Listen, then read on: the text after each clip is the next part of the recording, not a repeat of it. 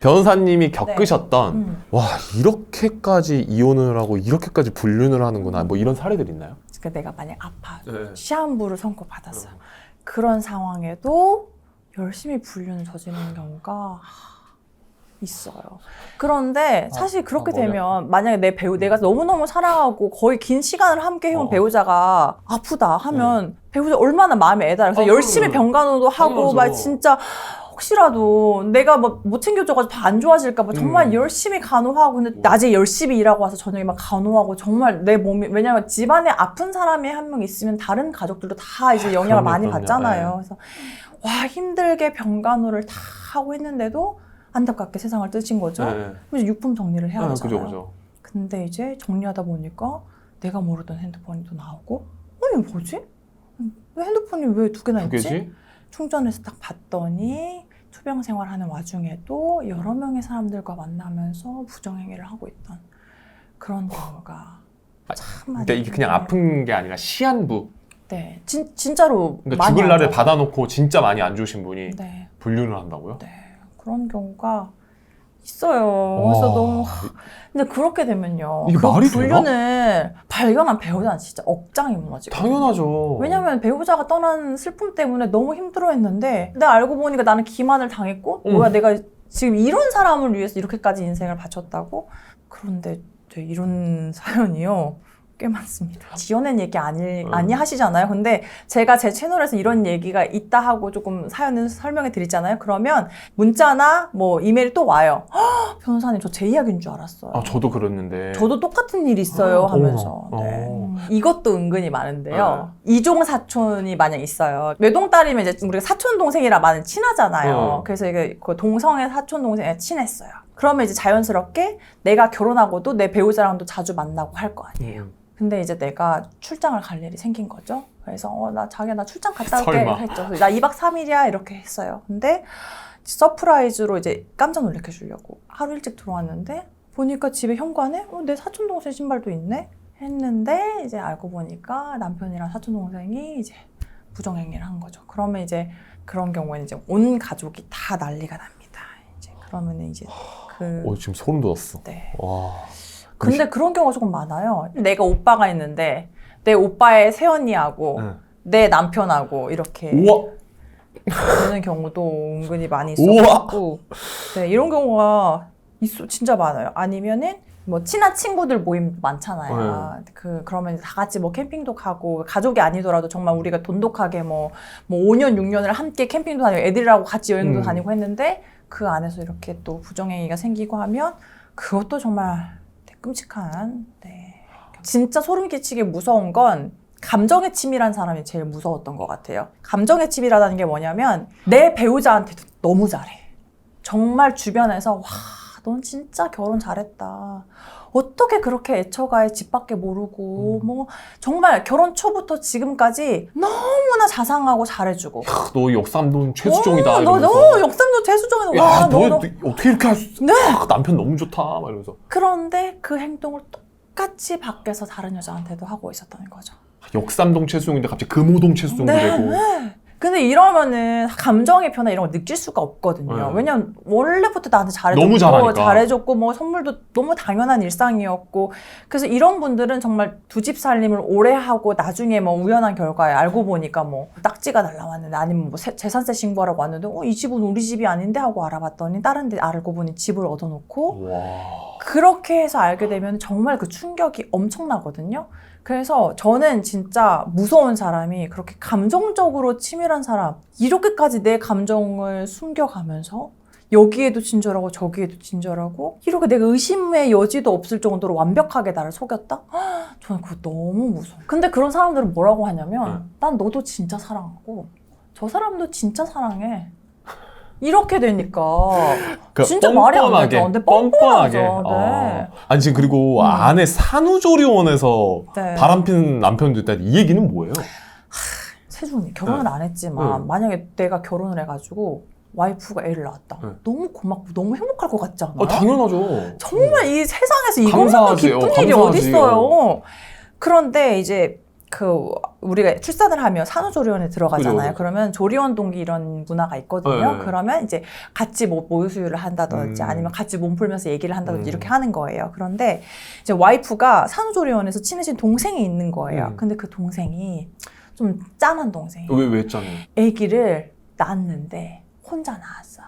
남편이랑 이혼해가지고 나이도 어린데 남편 없이 출산해가지고 혼자서 막 이렇게 몸 풀고 하고 있는 거예요. 이제 그러니까 또 우리가 같은 상황에서 애를 낳는데 이렇게 힘들다는 걸 아니까 더 챙겨주고 싶었던 거죠. 근데 자기도 아직 몸이 회복이 안 됐으니까 남편을 통해가지고 좀 챙겨주라고 한 거예요. 저 동생 좀 챙겨줘. 저 짠하네요. 뭐 만약 뭐 301호면 301호 있는 그 동생 지금도 혼자 있을 걸 뭐 과일 자기가 사온 거 좀 갖다 주고 와 이렇게. 애 데리고 집으로 돌아갈 때에도 막 혼자서 추운데 막 애 데리고 밖에 나간다고 하니까 자기야 우리는 조금 이따 가도 되니까 먼저 태워다 주고 와 이런 식으로 했는데 나중에 그 조리원 동기들끼리 뭐 SNS 같은 거 공유하고 하잖아요. 근데 아니 그 동생이 다른 계정이 있는 것 같은 거예요. 봤더니 분명히 남편이 없었는데 뭔가 그 남편의 막 이런 데만 나오는 막 사진 같은 게 이게 뭐야 팔이 살짝 나왔는데 이게 남자 팔이고 이런 거야. 그리고 딱 이렇게 막 딱 나왔는데 얼굴 반절만 나왔는데 다 알잖아요.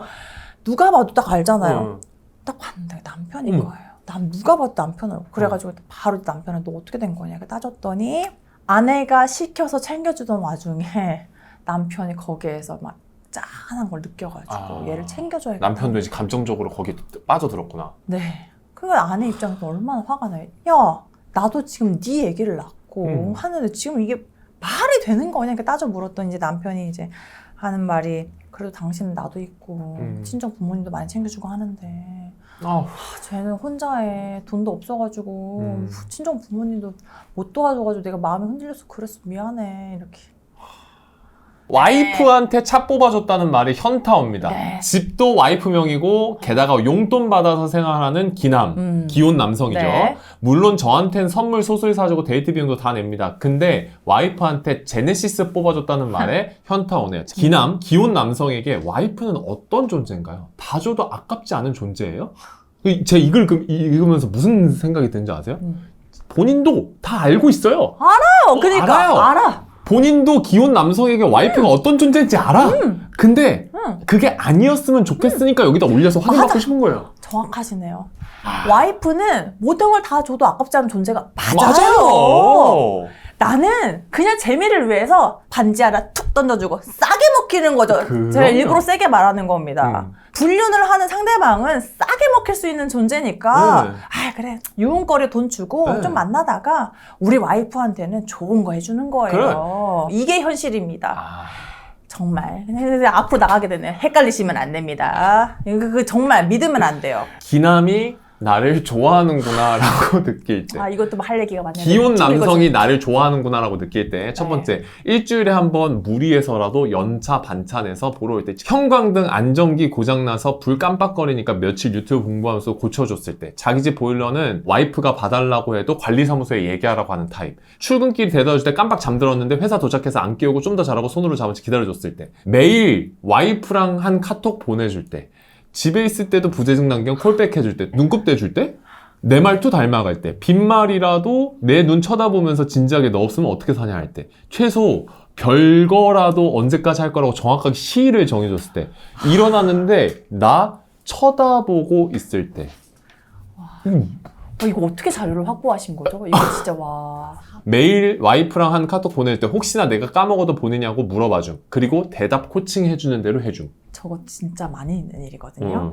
미혼녀 입장에서는 나는 당신이 와이프한테 잘해주는 꼴을 못 보겠는 거야. 나한테만 사랑해주면 좋겠고 그래서 막 캡처해서 보내주고 하면 그걸 믿는 거거든요. 근데 여러분 아시죠? cap처해서 보낼 때 뭘 할 수 있다? 대화 삭제하고 보내기를 할 수가 있거든요. 그리고 그 와이프하고 한 침대를 쓸까 봐 그게 너무 걱정돼가지고 맨날 따로 자는 걸 인증짤 보내라고 해요. 그런데 인증 사진 찍고 가서 와이프랑 자면 되잖아요. 근데 이게 다 본인이 정신승리 하는 거예요. 근데 저분들 진짜 큰 코 다칩니다. 왜냐면 저 4번처럼 매번 인증짤 보내고 나는 진짜 와이프랑은 아무것도 안 하고 나는 진짜 그냥 집에 가 남처럼 지나고 주말에 와이프랑 나는 집에만 있고 와이프랑 애만 놀이공원 가 뭐 이렇게 얘기를 하거든요.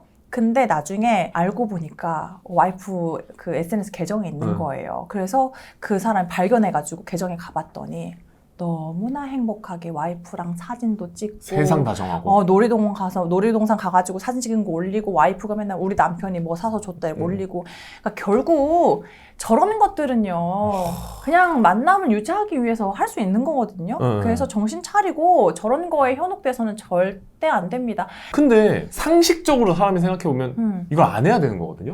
근데 왜 해요? 변호사님 보시기에? 도파민이 문제예요. 하면 안 되는 걸 알면서도 거기에서 오는 스릴 같은 게 있는 것 같아요. 그러니까 내가 하면 안 된다는 걸 알아. 그러니까 그게 더 자극적인 거예요. 그리고 제가 늘 유부남을 만나는 여성분들한테 따끔하게 하는 얘기가 있거든요. 그 남자가 싱글이었으면 너 안 만났을 거다. 당신 안 만났을 거야. 이렇게 얘기를 하거든요. 그러니까 그 사람은 내가 지금 기혼자이고 만나면 안 되는데 만나니까 막 새로운 감정이 너무 좋은 거예요. 그거에 흔들리고 착각을 해서 만나는 거지 정말 싱글 우리가 자유로운 상황이었으면 안 만났을 거다. 그렇게 제가 또 생각하게 된 계기가 뭐냐면요. 막 메시지 같은 거 증거로 봤을 때 내가 널 왜 이제 만났을까? 나의 진짜 사랑은 너고 나는 사실 뭐 아기가 조금만 크면 이혼할 거야. 이렇게 막 호언장담을 하거든요. 그런데 한 4년 5년 만나다가 들켰어. 아기도 좀 컸어. 그러면 이혼해야 되잖아요. 근데 절대 이혼 안 하거든요. 미안해 여보 미안해. 내가 진짜 오히려 막 나 진짜 저 사람이 날 꼬셔서 그런 거고 막 내가 벗고 달렸는데 내가 어떻게 자기가 진짜 미안해. 나 진짜 정말 미쳤었나 봐 하면서 이혼하지 않기 위해서 정말 온갖 노력을 다 하거든요. 둘 다 가지고 싶은 마음인 거죠. 내가 이 안정적인 가정, 사랑하는 아이 그리고 뭐 끝까지 내 편이 되어주는 내 가족도 있으면 좋겠지만 동시에 뭔가 나한테 늘 새롭게 막 짜릿하게 해주고 막 오빠밖에 없어 아니면 자기 너무 예쁘다 당신 뭐 너무 결혼해서 왜 이렇게 예뻐 이렇게 얘기해주는 그냥 자극제가 필요한 거죠. 그래서 저는 정말 그 드라마나 영화 작가님들이 대단하다고 생각하는 게 고정대사 있잖아요. 너는 그냥 놀이개일 뿐이야. 너는 그냥 만나다가 버려질 사람이야 얘기하잖아요. 그거 진짜 맞는 말이거든요. 그게 진정한 관계로 결실이 맺어지는 경우는 100커플 중에 한두 커플 정도 있어요. 진짜 진짜 불륜녀를 위해서 이혼하는 사람? 하는 사람이 100에 한둘 정도? 나머지 98%는 다 버립니다. 저는 가끔 또 증거를 보다 보면 어떤 생각도 드냐면요. 내가 이거를 많이 봐서 알아서 망정이지 내가 진짜 순수한 사람이면 이 말에 넘어갈 수도 속겠구나. 있겠구나 그런 생각도 들어요. 왜냐면 진짜 수도 없이 많은 메시지를 보잖아요. 그러면 저도 보면서 헷갈린다. 와이프랑 진짜 사이가 안 좋은가 본데? 이 사람 진짜 어쩔 수 없이 사나 본데? 이 사람 진짜 이 불륜녀 사랑하나 본데? 진짜 사랑하나 본데? 와 진짜 속겠는데 싶을 정도로 되게 열심히 시간을 투자한단 말이에요. 근데 당연히 열심히 시간을 투자할 수밖에 없겠죠. 내가 지금 이런 가정이 있는 상황에서 만나려면. 그래서 이거는 저거 딱 나오잖아요. 정신 똑바로 차려야겠네요. 진짜 정신 똑바로 차려야 되고 저거는 말도 안 됩니다. 불륜을 알아챘어요. 알아채가지고 뭐 이혼 상담을 왔어요. 그러면 대부분의 분들은 이혼을 하시죠? 아니에요. 이혼 안 해요? 네. 과거에 비해서 늘었다는 거지 절대적으로 불륜을 발견했으니까 무조건 이혼해 이렇게 되는 경우는 사실 힘든 일이에요. 왜냐면 일단 바람을 피운 사람 이혼할 것 같잖아요. 절대 이혼 안 해요. 내가 시키는 대로 할게. 내 핸드폰 다 오픈하고 원하면 위치 추적기도 달 테니까 내가 시키는 대로 할게. 이렇게 되거든요. 그러면 이제 내가 배우자 불륜 발견했을 때 그렇게까지 접고 들어오면 그래 애도 아직 어리고 지금 만약에 재산분할 하면 얼마 안 되는 이 보증금 나눠야 되는데 아니면 우리가 진짜 힘들게 뭐 신혼부부 특공 이런 거 당첨됐는데 이거 날리면 통장도 날라가고 이거 진짜 아마 현실적인 문제예요. 그럼요. 그리고 이거 애기는 혼자 어떻게 키우지? 우리가 엄마 아빠한테는 어떻게 얘기하지? 이런 것들 때문에 쉽게 결정하기가 진짜 어렵습니다. 변호사님이 이제 뭐 상담도 많이 하실 것 같거든요. 네. 보통 대략 한 달로 따졌을 때는 몇 명 정도랑 상담을 이렇게 하세요? 이런 업계에도 비수기와 성수기가 있거든요. 그렇죠, 그렇죠. 그래서 뭔가 크리스마스가 끝나고 나면 또 이제 불륜 발각되는 경우도 많고 이런 식으로. 크리스마스 때 또. 네. 이런 비수기와 성수기가 있는데 그런 걸 다 그냥 제가 고려해봤을 때 거의 하루에 한 쌍. 저는 이제 9년 차고. 대략 한 3,000명 정도 되겠네요. 이혼을 결심하고 오시는 분들이 보통 공통적으로 하는 얘기나 공통적으로 하는 뭐 행동들 뭐 이런 게 있어요. 만약에 3,000명으로 잡을게요. 네. 3,000명이 왔다 갔을 때 3,000명이 다 이혼을 할까요? 아니거든요. 그 중에 진짜 이혼을 결심하는 사람은 거의 한 3분의 1 정도예요. 왜냐하면 이혼은 그만큼 큰 일이거든요. 나만 생각한다고 되는 게 아니고 내 아기도 있고 내 부모님도 연결이 돼 있고 그리고 나눌 때 뭐 막 이혼을 한다고 하면 재산도 문제가 될 거고 하기 때문에요. 대부분 저한테 이혼을 고민하러 오시는데 확실하게 저는 진짜 무조건 이혼이 아니면 죽어버릴까 이 정도는 아니고 아 변호사님 저는 지금 요즘 이렇게 사는 게 맞나? 이게 맞나? 너무 고민돼요. 다른 사람들도 이렇게 사나요? 아니면 이게 정상인 건가요? 이게 일반적인 건가요? 그래서 내가 이혼에 대해서 권태롭고 정상적이지 않다고 느껴지는데 이게 정말 이혼을 할 만한 일인지 확인하고 싶어서 오시는 경우도 많아요. 마음에 확신이 없어서 네. 변호사님이랑 상담을 하면서 좀 사례를 들어보고 이러고 싶으신 네, 분이 오시는구나. 맞아요. 네. 아, 변호사님, 다른 사람은 어떻게 살아요? 저 같은 상황에서 다른 사람들은 어떤 선택을 해요? 이런 걸 궁금해 하기도 하시거든요. 그래서 우리 주 시청하시는 분들이 기혼자이시고 뭐 결혼한 지 5년, 10년 차 이런 분들 많으실 거란 말이에요. 근데 이혼 소송이라는 게 내가 무조건 이혼이 확정적으로 결심이 섰을 때만 하는 게 아니고 내가 너무 답답해가지고 털어놓을 곳이 없을 때 만약에 이혼을 한다면 어떻게 되는 걸까? 내 미래는 어떻게 되는 걸까? 그런 게 궁금할 때에도 오히려 결혼 생활을 잘 하기 위한 수단 중 하나로 변호사 상담을 받는 것도 좋다고 생각을 합니다. 그래서 이혼 상담하는 분들의 공통적인 특징 마음이 왔다 갔다 한다. 네, 그 누구한테 이혼이 쉬울 수 없어요. 이혼이 쉽고 뭐 단칼에 해결되는 사람은 정말 아무도 없습니다. 배우자가 바람을 피웠던 폭행을 했던 모두 다 공통적으로. 그러니까 제가 그냥 생각했을 때는 막 펑펑 울면서 와가지고 진짜 나 저 사람이랑 무조건 이혼하고 싶으니까 어떻게 해서든 이혼 소송 이기게 해가지고 저 이혼시켜주세요. 이렇게 올 것 같은데 아예 반대군요. 네, 그리고 애매하게 오시는군요. 맞아요. 감정적으로 되게 차분한 상태로 오세요. 그러니까 만약에 내가 불륜을 지금 바로 목격했다 그런 특수한 경우를 제외하고 왜냐면 우리가 이혼에는 많은 사유가 있잖아요. 그렇죠. 그래서 뭐 그동안에 대화가 안 통하는 거 아니면 뭐 성관계가 안 맞는다 아니면 뭐 고부 갈등 뭐 장서 갈등 이런 게 있다 왔을 때 대부분은 이런 게 발생하자마자 이혼해 이런 게 오시는 게 아니고 오랜 동안 고민을 하고 그럼에도 불구하고 이혼이 맞나 이렇게 오시기 때문에 대부분 굉장히 좀 차분한 상태에서 말씀을 하시고 그런데 이제 제가 이거 좀 힘드시죠? 그런 상황은 힘든 게 맞아요. 이렇게 말씀드리지 그때 이제 약간 이제 내 마음을 알아주는 사람이 있구나. 내가 이상했던 게 아니구나 확인을 받으면 이제 그때 이제 조금 눈물이 나시고 이렇게 되는 거죠.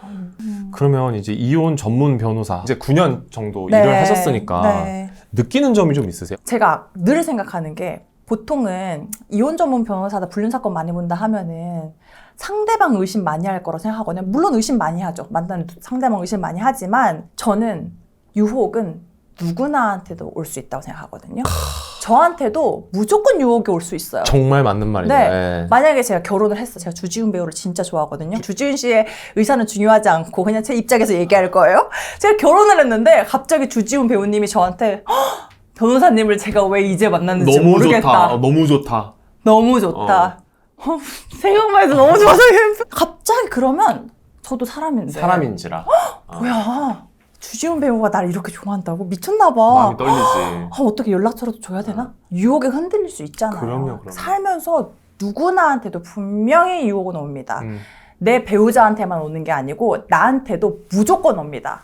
그렇기 때문에 스스로 내가 마음을 잘 다잡고 이런 유혹에 흔들리지 않도록 마음을 다스리는 게 너무너무 중요할 것 같아요.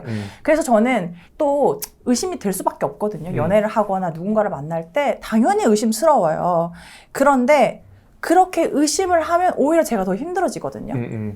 그래서 상대방도 그러지 않을 걸 믿고 나도 내 스스로를 돌아봐야 된다. 그래서 그 구독자 여러분들도 다 이런 불륜 이야기를 많이 본다고 해가지고 뭐야 세상에 믿을 사람 하나 없어 뭐야 이러는 게 아니고 나한테도 그런 유혹이 올 수 있구나. 그러니까 내가 내 배우자에 대해서 신뢰를 더 심어주고 믿을 만한 사람이 돼서 나한테는 이런 일이 생기지 않도록 해야겠구나. 이렇게 돌아보는 계기로 삼으시는 게 저는 훨씬 좋다고 생각을 합니다. 멋진 소회네요, 진짜.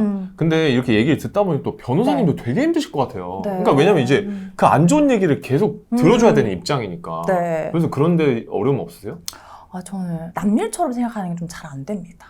특히 우리 엄마와 비슷한 또래의 그 어머님들 이런 사건을 어머님이 너무 힘들게 사셨는데 이제 그럼 소송에서 원만히 조정을 하기를 원했는데 남편이 끝까지 정말 다른 사람들 다 있는데 사실 저도 남이잖아요. 그렇죠. 판사님도 남이고 다른 사람 다 있는 데서 막 뭐 저 여자가 뭐 이렇게 뭐 억세가지고 뭐 이렇게 하면서 그렇게 하는 거 봤을 때 저 약간 눈물 나가지고 진짜 억지로 눈물 참으면서 재판을 했던 적도 최근에 있었거든요. 그래서 그렇게 되면 또 집에 가면서 너무 힘들어가지고 엄마한테 전화하면서 엄마 내가 잘할게 하면서 괜히 또 그런 것들이 좀 힘듭니다. 근데 또 반대로 보람을 느끼시는 순간도 있으세요? 그럼요. 왜냐면 삶의 가장 힘든 순간을 저와 하셨기 때문에 변호사님이 계셔서 제가 이 순간을 잘 이겨낼 수 있었던 것 같아요. 이런 얘기를 들으면 정말 너무 뿌듯하고요. 보통 한 달에 선고기, 그러니까 판결 선고가 땅땅땅 나는 게 한 달에 최소 6건에서 7건 정도 있거든요. 그러면 제 사건이 끝나면 매번 우리 의뢰인분들이 진짜 공통적으로 이 힘든 시간에 변호사님이 계셔서 진짜 의지하고 견딜 수 있었다. 이 얘기를 어디에 하겠느냐. 세상에 온전한 내 편이 있는다는 것만으로도 정말 큰 힘이 됐다 이렇게 얘기를 하시면 정말 뿌듯하죠. 그래서 그런 걸 원동력 삼아서 의뢰인분들이 날 이렇게 의지해 주는데 보통 그렇잖아요. 저도 약간 사주 보고 이런 걸 좋아하거든요. 네, 제일 좋아하는데 사주를 봤을 때 귀인을 만나서 잘 될 거면 하면 너무 좋잖아요. 그럼 나의 귀인이 누굴까? 이렇게 기대하는 생각도 있고. 근데 의뢰인분들이 저한테 변호사님이 저한테 귀인이시다. 뭐 왜냐면 또 의뢰인분들도 힘드셔서 사주나 점 이런 거 많이 보시거든요. 근데 막 그쪽에서 귀인을 만나서 잘 될 거라 막 이런 얘기를 했대요. 근데 변호사님 아무래도 그 귀인이 변호사님이었나 봐 이렇게 하면 좀 너무 감사하죠. 기분 좋겠네요. 네, 그게 어떤 의미인지 아니까요.